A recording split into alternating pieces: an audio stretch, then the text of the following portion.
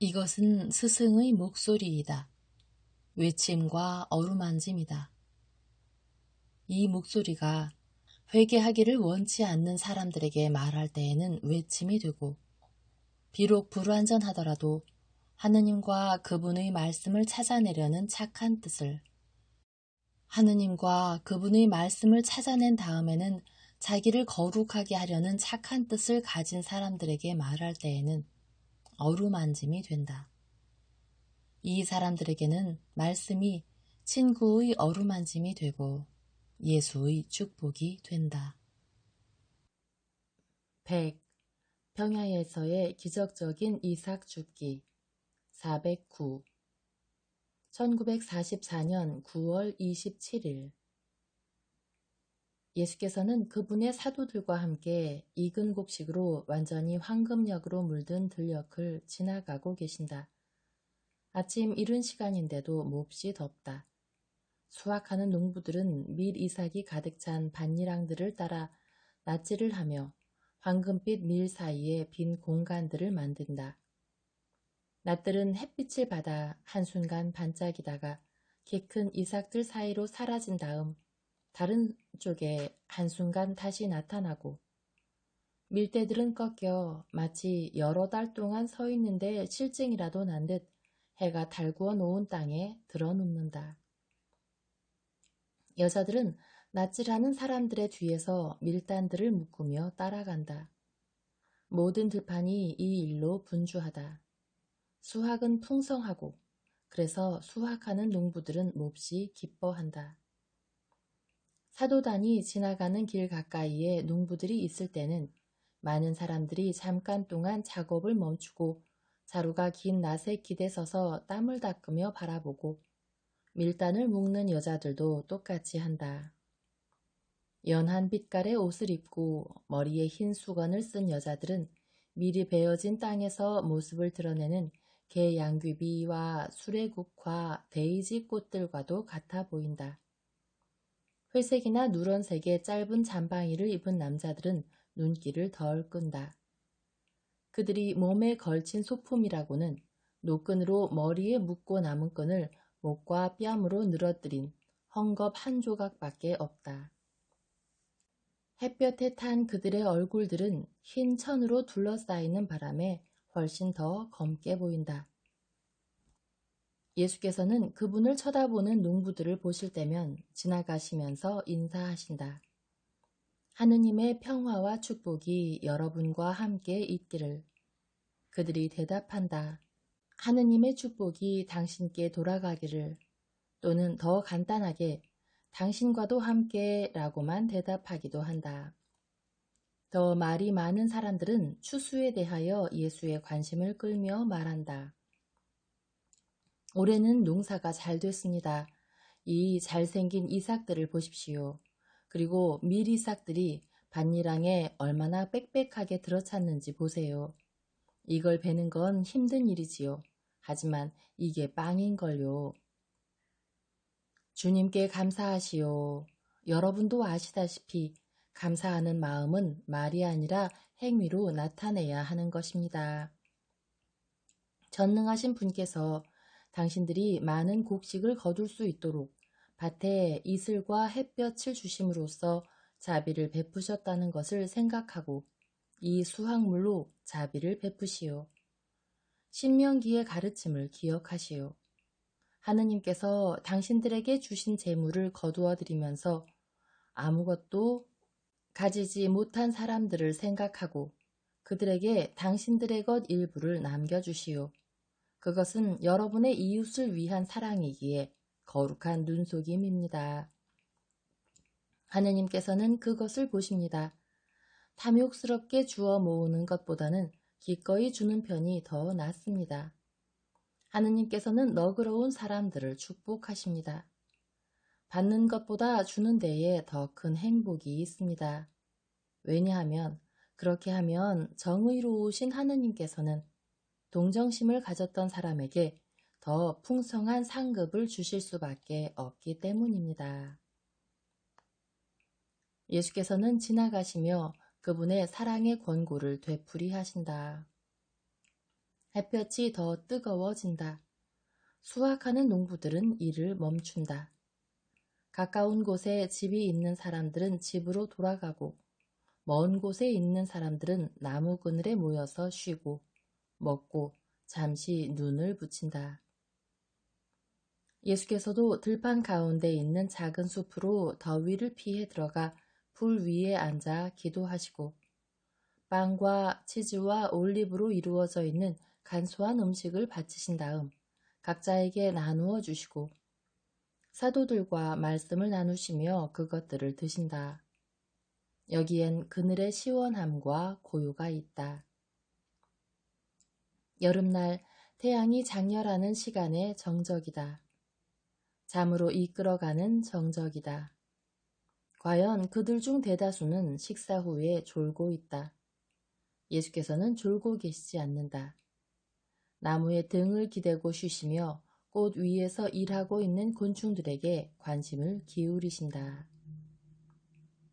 한순간 예수께서는 요한과 가리옷의 유다, 그리고 나이 든 사도들 중 한 사람인 바르톨로메오에게 손짓을 하신다.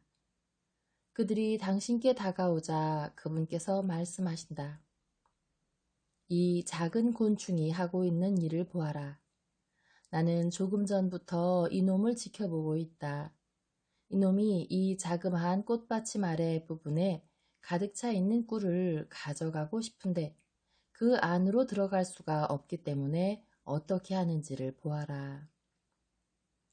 이놈은 먼저 작은 다리 하나를 뻗고 그 다음에는 다른 다리 하나를 뻗어 그 두 다리를 꿀 속에 담근 다음 꿀을 먹는다. 이놈들은 꿀을 거의 다 먹었다. 하느님의 섭리가 얼마나 놀라운지 보아라.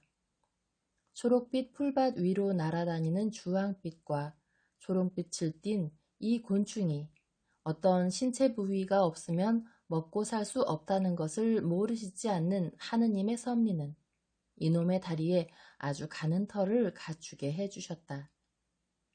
그것들이 보이느냐? 바르톨로메오 너는 안 보여? 들여다봐라. 나는 이제 이놈을 잡아서 빛에 비추어서 너희에게 보여주마. 그분께서는 광택나는 금처럼 보이는 풍뎅이를 살짝 집어서 그분의 손등에 뒤집어 놓으신다. 풍뎅이는 죽은 채 하고 있고 세 사람은 그 작은 다리들을 살펴본다. 그러다가 곤충은 도망치려고 다리를 움직여보지만 물론 성공하지 못한다. 예수께서는 그놈을 도와 바른 자세로 놓아주신다. 곤충은 그분의 손바닥 위를 기어가 손가락 끝으로 가서 매달리며 날개들을 편다. 그러나 그놈은 경계를 늦추지 않는다. 이놈은 내가 모든 존재의 유익만을 원한다는 것을 알지 못한다. 이놈은 본능밖에 가지고 있지 못한데 그것은 그 본성에 비하면 완전하고 그 모든 필요들에는 충분하지만 사람의 생각에 비하면 대단히 열등하다. 그러므로 곤충은 무언가 나쁜 일을 해도 책임지지 않는다. 사람은 책임진다. 왜냐하면 사람 안에는 지성의 우월한 빛을 가지고 있고 그가 하느님의 일들 안에서 더 많이 배우게 되면 그 빛은 더 커질 것이다. 그래서 결과적으로 사람은 자기의 행동들에 대하여 책임진다. 그렇다면 선생님, 저희는 선생님께 배우기 때문에 무거운 책임을 집니까? 바르톨로메오가 여쭌다. 그렇다. 아주 무겁다. 그리고 미래에 희생이 완수되고 구속이 힘과 빚진 은총과 함께 올 때에는 그 책임이 훨씬 더 커질 것이다. 그것 다음에 너희로 하여금 의지력을 훨씬 더 잘 이해할 수 있게 해주실 분께서 오실 것이다. 그것을 원하지 않는 사람은 책임져야 할 것이다. 그렇다면 아주 소수의 사람들만이 구원받게 되겠군요. 바르톨로메오야, 왜 그렇게 생각하느냐? 사람은 아주 약하니까요. 그러나 그가 나를 믿음으로써 자기의 약함을 강하게 한다면 그는 강해진다. 너희는 내가 너희의 갈등들을 알지 못한다고 생각하느냐? 보이느냐? 사탄은 저 가느다란 나뭇가지에서 이 줄기로 자기의 덫을 놓고 있는 저 거미와 비슷하다. 저 거미줄은 몹시 가늘고 기만적이다. 저 거미줄이 얼마나 반짝이는지 보아라. 그것은 만져서는 느껴지지 않는 선세공줄처럼 보인다. 저 거미줄은 밤에는 보이지 않을 것이고 내일 새벽에는 그것들은 보석으로 빛날 것이다. 더러운 음식을 찾아 밤에 돌아다니는 조심성 없는 파리들과 반짝이는 것에 끌려드는 경박한 나비들이 그것에 걸려든다. 다른 사도들이 선생님께 다가와 식물계와 동물계에서 끌어낸 교훈을 듣고 있다. 그런데 내 사랑은 사탄에 대하여 내 손이 지금 하고 있는 것을 한다. 그것은 거미줄을 파괴한다. 거미가 어떻게 도망가고 숨는지 보아라. 이놈은 더 강한 것을 무서워한다. 사탄도 더 강한 것을 무서워한다. 그런데 더 강한 것은 사랑이다. 이놈을 처치해버리는 편이 더 낫지 않을까요? 결론들을 내리는 데 있어 대단히 실제적인 베드로가 여쭌다. 그 편이 더 나을 것이다. 하지만 거미도 그놈의 의무를 다하고 있다. 그놈이 그토록 아름답고 불쌍한 작은 나비들을 죽이는 것이 사실이지만 그놈은 병자들에게서 건강한 사람들에게로, 시체들로부터 산 사람들에게로 질병과 전염병을 옮기는 수많은 더러운 파리들도 없애준다. 그런데 저희의 경우에 거미는 무엇을 합니까? 그놈이 무엇을 하느냐고, 시몬아? 시몬도 작년의 남자이고 류마티스를 호소하고 있는 사람이기도 하다. 그놈은 너희 안에서 착한 뜻이 하는 일을 한다. 그놈은 미지근함과 무관심과 헛된 자만심을 없앤다. 그놈은 너희로 하여금 깨어있도록 강요한다. 무엇이 너희로 하여금 상 받을 자격이 있도록 만드느냐? 투쟁과 승리다. 싸우지 않는다면 어떻게 너희가 이길 수 있겠느냐? 사탄의 존재는 끊임없는 조심성을 강요한다. 그렇기에 너희를 사랑하는 사랑은 그의 존재가 반드시 해로운 것이 되지 않게 만든다. 만일 너희가 사랑에 붙어 있다면 사탄은 유혹하겠지만 실제적인 해를 끼칠 수는 없게 된다. 항상이요? 큰 일들이나 작은 일들에 있어 항상 그렇다. 작은 일 하나를 예로 들자. 사탄은 너에게 네 건강을 돌보라고 조언하지만 헛된 일이다. 그것은 너를 나에게서 떼어내려는 기만적인 권고이다. 그러나 사랑이 너를 단단히 붙잡고 있다. 시몬아, 그래서 네 고통은 네 눈에도 중요하지 않게 된다. 오, 주님, 선생님께서 그걸 어떻게 하셨습니까? 그래, 나는 안다. 하지만 낙심하지 마라. 힘내라. 류마티스로 인해서 떨고 있는 내 인간성을 보고 최초로 미소 짓는 자인 사랑은 너에게 크나큰 용기를 줄 것이다. 예수께서는 겸연쩍어하는 그분의 사도를 보고 웃으시며 그를 위로하기 위하여 그분의 두 팔로 끌어당겨 꼭 껴안으신다. 그분께서는 웃으실 때에도 위엄이 넘치신다. 다른 사람들도 웃는다. 누가 저 불쌍한 할머니를 도우러 가겠느냐? 예수께서 삼복도의를 무릅쓰고 수확이 끝난 밭에서 이삭을 줍고 있는 한 작은 노파를 가리키시며 말씀하신다. 제가요. 요한과 토마스와 야고보가 대답한다. 그러나 베드로는 요한의 소매를 잡아당겨 약간 옆으로 데리고 가서 그에게 말한다. 선생님께서 뭐 때문에 그렇게 기뻐하시는지 좀 여쭤보게. 나도 여쭤봤지만 그분께서는 나에게 이렇게만 말씀하셨다네. 내 행복은 한 영혼이 빛을 찾고 있는 것을 보는데 있다 하고. 그렇지만 자네가 그분께 여쭙는다면 자네에게는 모든 것을 말씀해 주시지 않나. 요한은 한편으로는 조심성, 다른 한편으로는 알고 싶기도 하고 베드로를 만족시키고도 싶은 욕망에 이끌려 망설이고 있다.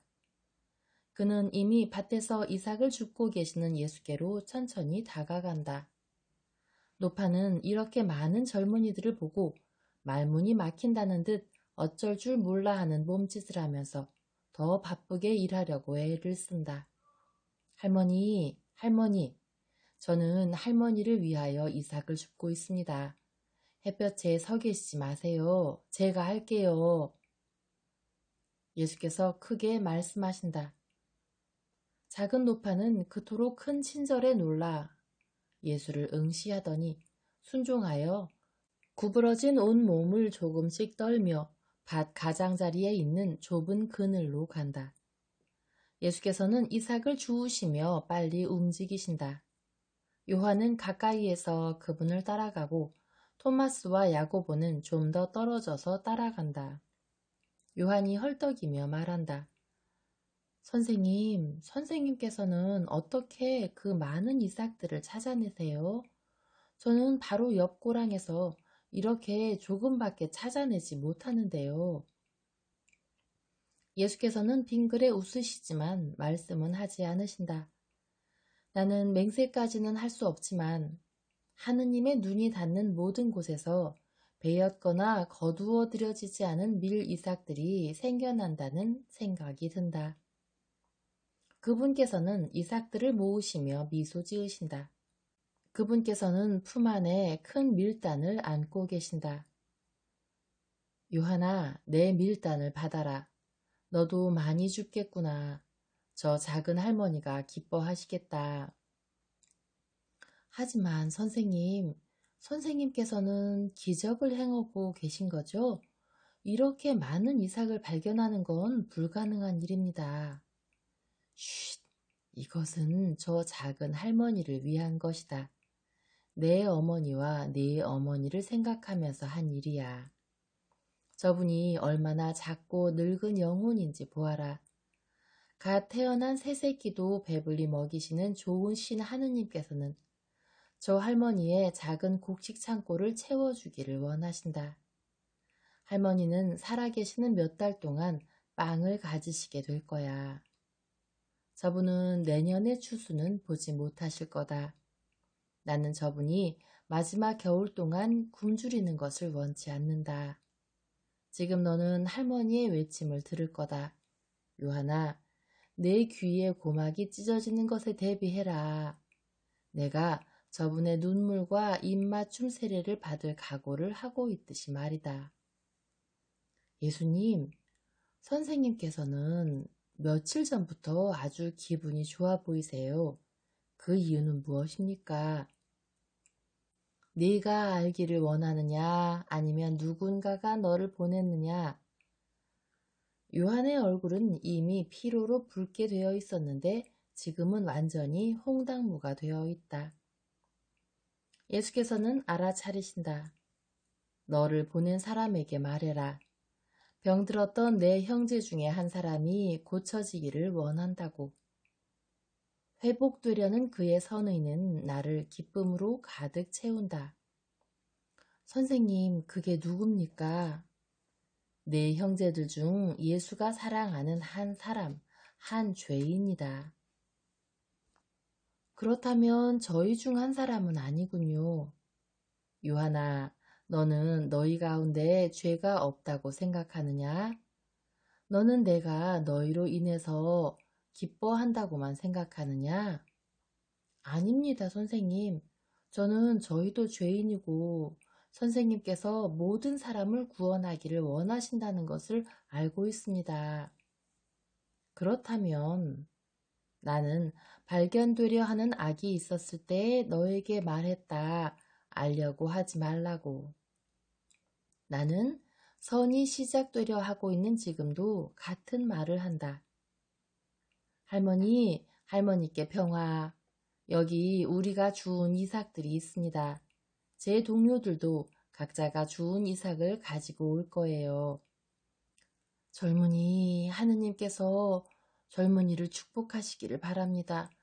그런데 어떻게 이렇게 많이 주었소? 사실 나는 눈이 잘 보이질 않아요. 그렇지만 이건 진짜 커다란 아주 큰 단이 2개나 되는데요. 노파는 떨리는 손으로 그것을 만져보고 쓰다듬고 들려고 하지만 들지 못한다. 저희가 도와드릴게요. 할머니 댁은 어딥니까? 저기에입니다.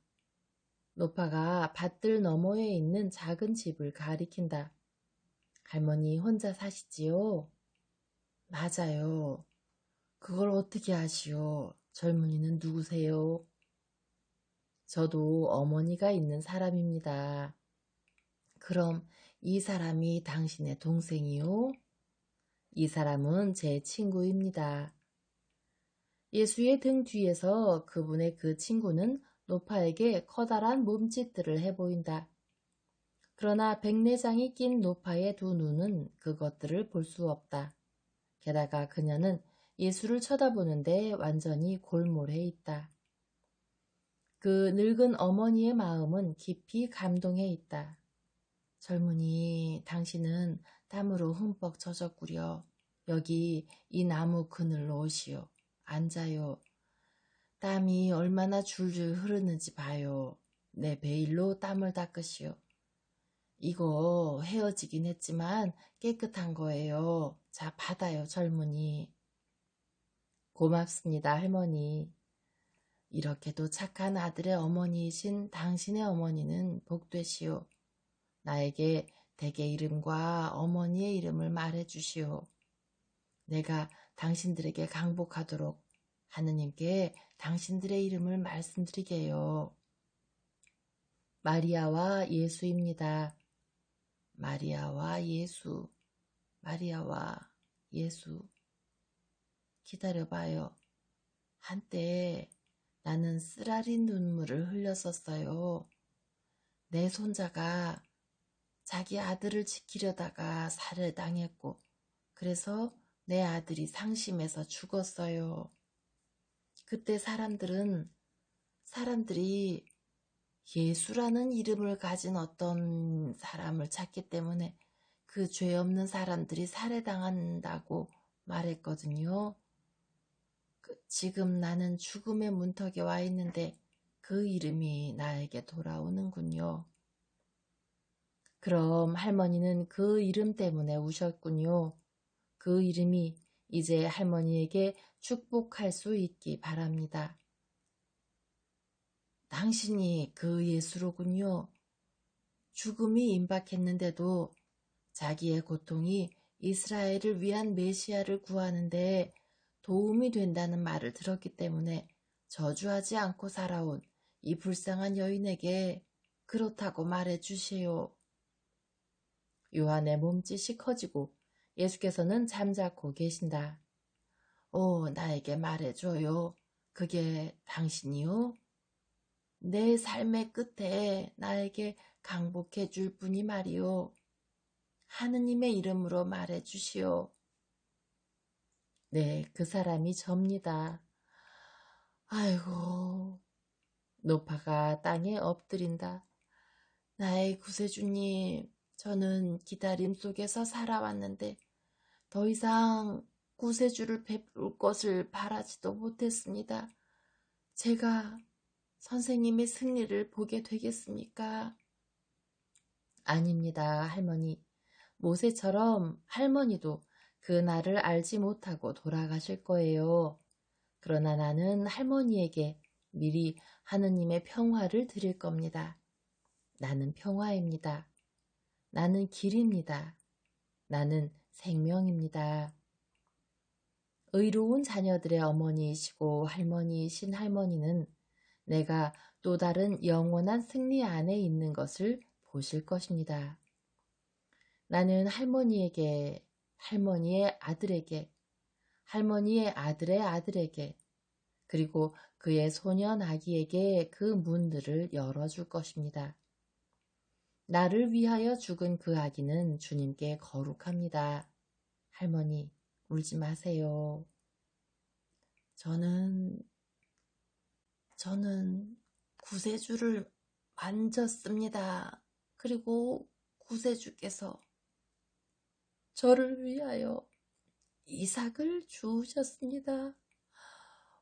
제가 어떻게 이런 영광을 받을 자격을 얻게 되었습니까? 할머니의 거룩한 체념 때문입니다. 할머니의 집으로 가십시다. 이 밀이 할머니의 육체를 위한 양식이 되는 것보다 더 할머니의 영혼을 위한 양식이 되기를 바랍니다. 나는 모든 마음들의 배고픔을 만족시켜 주기 위하여 하늘에서 내려온 참된 빵입니다. 너희는 토마스와 야고보도 주운 곡식을 가지고 그들에게 합류하였다. 너희는 이 밀단을 들어라. 가자. 세 사도들은 밀단들을 짊어지고 간다. 예수께서는 울면서 작은 소리로 기도하는 작은 노파와 함께 그들을 뒤따라 가신다. 그들이 작은 집에 도착한다. 2개의 작은 방과 작은 부엌, 무화과 나무 한 그루, 그리고 작은 포도밭이 있다. 깨끗하고 가난하다. 여기가 할머니의 집입니까? 예, 그렇습니다, 주님. 이 집에 강복해 주십시오. 저를 아들이라고 부르세요. 그리고 제 어머니가 그분의 고통 안에서 위안을 찾으실 수 있도록 기도해 주세요. 할머니는 어머니의 고통이 무엇을 의미하는지를 아시니까요. 할머니, 안녕히 계십시오. 나는 참 하느님의 이름으로 할머니를 축복합니다. 예수께서는 한 손을 들어 작은 집에 강복하신 다음 몸을 숙여 작은 노파를 끌어당겨 그분의 가슴에 꼭 껴안으시고 가느다란 백발이 덮여있는 머리에 입맞추신다. 노파는 울면서 자기의 입술을 예수의 손에 비비며 경의와 사랑을 나타낸다. 그 광경이 제 마음을 아프게 합니다. 왜냐하면 제 어머니가 예수님 당신을 배웠을 때 그분은 두려워했을 거라고 제가 생각하기 때문입니다. 예수님, 왜 당신을 두려워해야 합니까? 예수께서 말씀하신다. 왜냐고? 이번 받아쓰기 후에 내 마음속에 많은 물음표들이 있다. 나는 마지막 물음에 대답하는 것부터 시작하겠다. 네가 내 마음속에 가지고 있는 다른 질문은 언제나 유다를 구원하려는 그 노력에도 불구하고 그가 구원받지 못할 것이라는 것을 내가 알고 있었냐는 것이다. 나는 알고 있었다. 그런데 내가 왜 기뻐했느냐? 그 이유는 유다의 마음의 황야에 있는 한 송이 꽃이었던 그 단순한 갈망만이라도 있음으로 인하여 내가 사랑했음에도 불구하고 구원할 수 없었던 내 제자를 아버지께서 인자하게 보시게 되었기 때문이다. 한 마음 위에 머무시는 하느님의 눈. 아버지께서 너희 모두를 사랑으로 보시는 것 외에 무엇을 내가 바라겠느냐? 나는 그 불행한 사람에게 다시 살아날 수 있는 방법도 주기 위하여 기뻐해야만 했다. 그가 나에게로 돌아오는 것을 보는 내 기쁨이라는 장려책을 말이다. 내 죽음 후 어느 날 요한은 이 진리를 알게 되었고 그래서 그는 베드로와 야고보와 안드레아와 다른 사람들에게 그것을 말해 주었다. 왜냐하면 내가 내 마음의 모든 비밀들을 알고 있었던 내가 가장 사랑하는 제자에게 그렇게 하도록 명했기 때문이었다. 그는 그것을 알게 되어 그들에게 말해 주었고 그래서 모든 사람이 제자들과 신자들의 지도를 위한 규칙을 가지게 되었다. 한 번 잘못하여 넘어진 다음에 하느님의 사제에게 와서 친구나 아들, 남편이나 형제에게 저지른 자기의 잘못을 고백하며 저를 당신 곁에 두어 주십시오. 저는 하느님과 당신께 고통을 드리지 않기 위하여 다시는 잘못을 저지르고 싶지 않습니다 하고 말하는 영혼에게 다른 것들 중에서도 그 영혼이 우리를 행복하게 만들어주기를 간절히 바라는 것을 생각하며 우리가 행복해하는 것을 보는 만족을 거절해서는 안 된다. 마음을 고치는 데에는 무한한 요령이 필요하다. 지혜인 나는 비록 내가 유다의 경우에는 그것이 무익하다는 것을 알면서도 모든 사람에게 자신들을 구속하고 있는 사람들을 구속하고 도와주는 기술을 가르치는 요령을 가졌었다. 이제 나는 가나안 사람 시몬에게 내가 했던 말을 너에게 한다. 힘내라. 그리고 나는 너를 사랑하는 누군가가 있다는 것을 네가 느끼도록 해주기 위하여 너를 내 품에 꼭 껴안는다. 나의 두 손은 벌을 주기도 하지만 보듬어 주기도 하고 내 입은 엄한 말도 하지만 만족의 말도 하는데 만족해하는 말이 훨씬 더 많고 훨씬 더 큰 기쁨으로 발해진다. 마리아야, 평안히 가거라. 너는 내 예수를 고통스럽게 하지 않았다. 그것이 내 위안이 되기를 바란다.